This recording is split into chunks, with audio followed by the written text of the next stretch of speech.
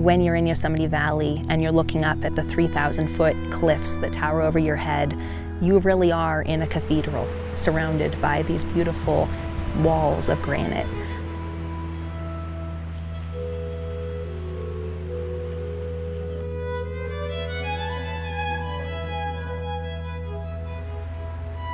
Here in the Mariposa Grove, a completely different environment, but still in Yosemite National Park, you can feel very humble. Well, I've been coming to Yosemite all my life. In fact, I lived not far from here during some of my growing up years, and I felt as if this were my own personal national park and my own private Yosemite Falls behind me there. Pretty soon, though, I found out that many others shared my passion for this place and its grand, iconic symbols of nature, including one particular grove of giant sequoia trees that's been closed now to the public for several years for environmental restoration, but is open again for us to see in a brand new way. Yosemite National Park is about a 4-hour drive due east of the Bay Area. On this trip, we'll track bears in Yosemite Valley and ponder adventure on Glacier Point. But we'll start by exploring the fabled Mariposa Grove of giant sequoias near the park's south entrance. Where more than 500 mature sequoias, some more than 20 stories tall and nearly 2,000 years old, easily hush and humble us mere mortals. For hundreds of thousands of years, human beings have found inspiration from the tree, and the Mariposa Grove is a great place to come and reconnect with all the trees around us. It is an opportunity for us to feel like we are part of something bigger than ourselves. Jamie Richards is a park ranger in Yosemite. It's very humbling. And Frank Dean is the president and CEO of the park's premier nonprofit partner. It's a relief map of the whole Mariposa Grove. Yosemite Conservancy. Abraham Lincoln, in the middle of the Civil War in 1864, signed a congressional bill that preserved Yosemite Valley and the Mariposa Grove of giant trees. It was these trees that really were the distinctive things that no one had ever seen before that put it over the edge, because it was the first law passed actually in the world that set aside land for scenic beauty and for conservation purposes. So that happened right here. And so in a sense, the seeds of our national park system, our incredible national park system that we know and love today, really were the seeds from these trees. That's right.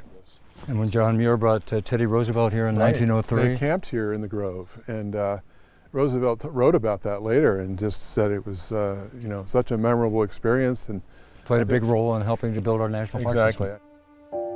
President Roosevelt was moved to support the expansion of national parks by these very soaring sequoias, which John Muir called the greatest of all living things. Following their consequential camping trip here, many millions of us came to see these giants too, driving polluting, noisy, and root-crushing automobiles right into the grove and through some of the trees. The volume of vehicles eventually threatening the very survival of Muir's greatest of living things. Well, these trees some of them are almost 2,000 years old. So on our watch, we didn't want to have that change. The Grove was closed to the public in 2015, and work began on an ambitious $40 million restoration effort, the largest in Yosemite's history. $20 million provided by the National Park Service, and 20 more gathered from tens of thousands of private donors by Yosemite Conservancy. This was a historic occasion, a monumental occasion, and while the Park Service may have been able to do some things on our own, we would not have been able to provide the product that we have today without the Conservancy. A parking lot was pulled out and restored. Paved tram roads were replaced by gentle trails and boardwalks, many universally accessible, relieving stress on the tree's shallow and vulnerable root systems and allowing water to flow more naturally than before to nurture thirsty sequoias. By June of 2018, the Mariposa makeover was complete, and we visitors were invited back in. Without our cars, we can leave them at a beautiful new welcome plaza and ride a shuttle about 2 miles to the Grove's front door. Wow, this is the gateway This is it. When you arrive, this will be the first view you see as you get off the shuttle bus. These sequoias will just draw you in. They'll see, well, why I need to go and see what's down there. Walking among sequoias in this now peaceful and unpolluted place over Rattlesnake Creek, it's hard to imagine what was here not so long ago. Because we were on a tram road right here. Right, Tram road. exactly. Pavement. We're standing where the diesel station was here. By constructing a boardwalk after removing the road and the culverts, the stream is free to move through, and the water essentially rewater the trees. So we're bringing it back to what it was. Continuing atop the boardwalk and above the floodplain, we see a familiar fallen feature in the Mariposa Grove, popularized in photographs like this one from the 19th century. Isn't this is the fallen monarch, right? This is the fallen monarch, an iconic tree and a site in the Mariposa Grove, and it's well known.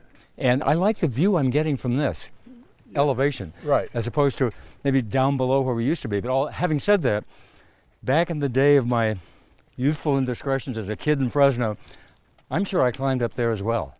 Yeah, I've heard reports. You've heard reports about it. Pretty soon, we visit a secluded sanctuary, sheltering the next generation of giant sequoias.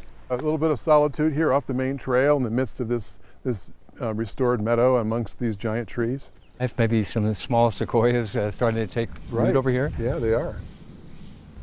And then the trail to the grizzly giant. Grizzly giants next. All right. In a bit, we approach the famous grizzly giant, 209 feet tall and approximately 1,800 years old. It's just massive, it's gnarly, and the branches are going all in different directions. And Terry Tempest Williams described it as Medusa, so yeah. It's a grizzly. It's grizzled. I mean, that's not an elegant tree. That's a tree with a lot of life on it. It's lived a little bit.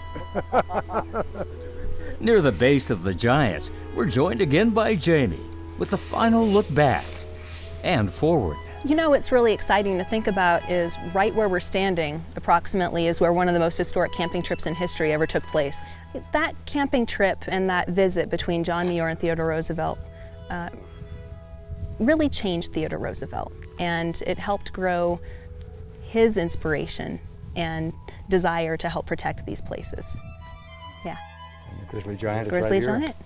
The primacy of nature has at last been regained in the newly restored Mariposa Grove. It allows us now to more easily imagine the inspiration Roosevelt and Muir must have felt in this very spot, and encourages us to follow in their footsteps more than a century later and commit ourselves to support parks and conservation in the years ahead.